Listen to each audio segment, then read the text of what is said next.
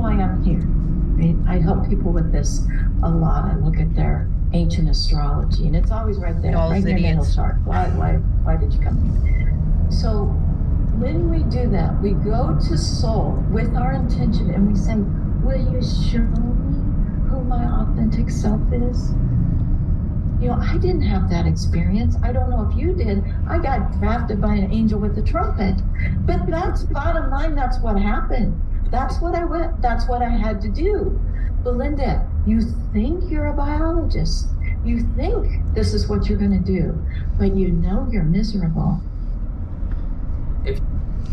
All right. Everybody that gets over into this middle lane and doesn't make the first left-hand turn they can make is breaking the law. That middle lane is just to come up to your left-hand turn, not to go all the way down and get ahead of all this traffic. You're not supposed to come over until your turning lane shows up, or you're going to make a left-hand turn, and the next available place you can make a left-hand turn.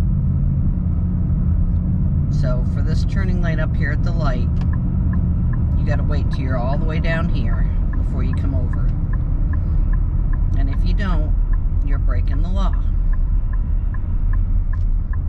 Just like this guy did. Disabled veteran 91487.